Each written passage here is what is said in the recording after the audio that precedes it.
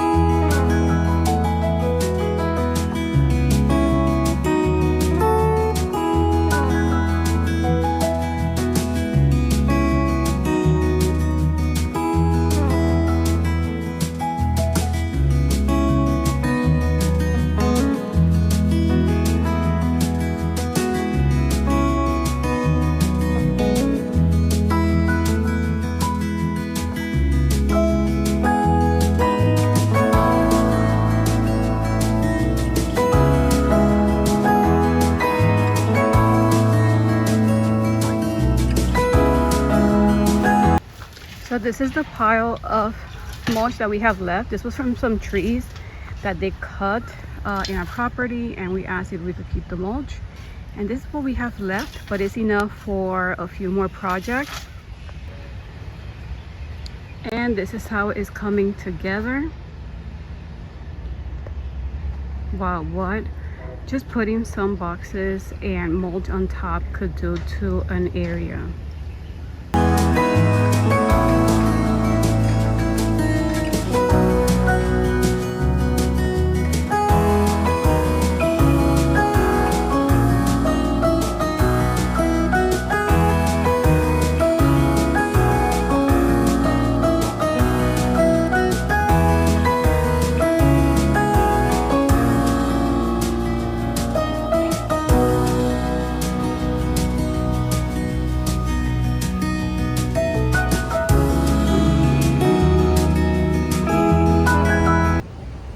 So guys, we did it. We finished.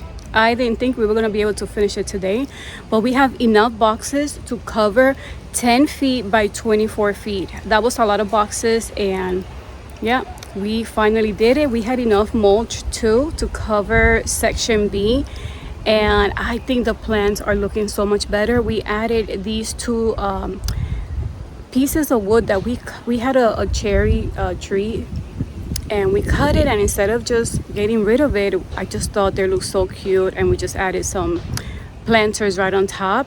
And what I'm gonna do is to give you a close-up of all the flowers, shrubs that we have, and I just can't wait to see them much bigger and much fuller. So I'm so excited how this came out. So let's go ahead and look closer to the shrubs.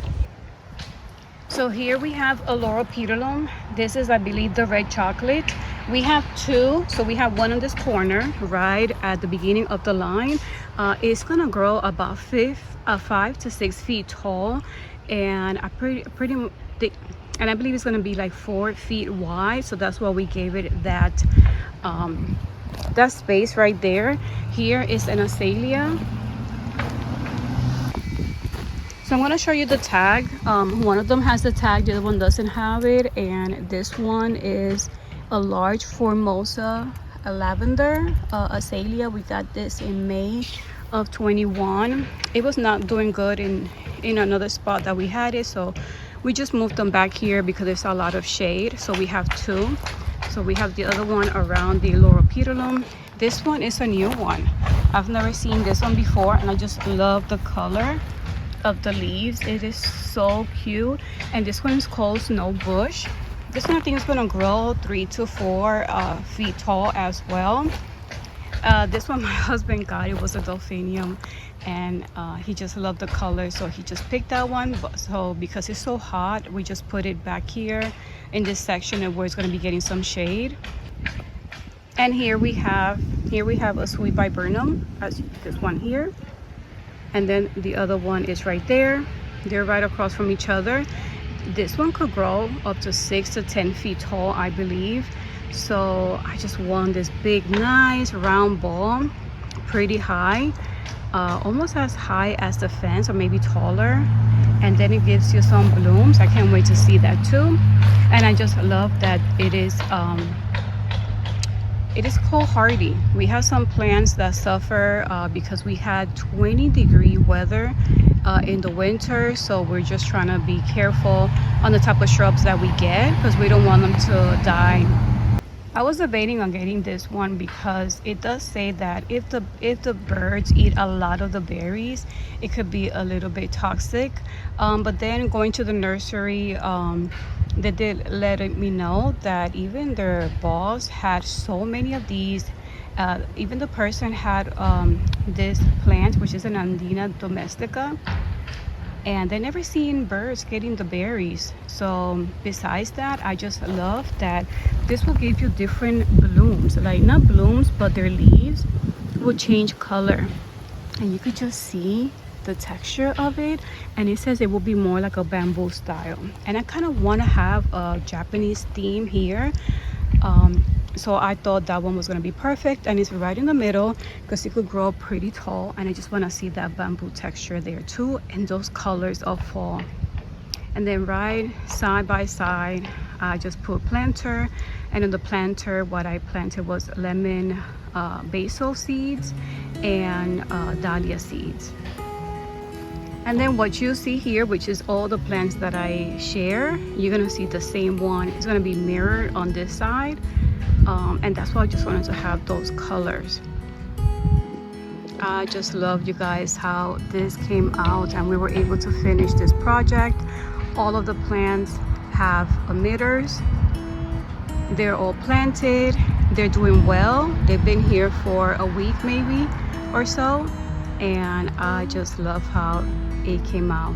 I just can't wait to see this completely full bloom, pretty tall and high, and doing their best that they can do. I know right now it takes time to grow and have a beautiful garden, but yeah, this is a perfect time to start and just give it time until it blooms.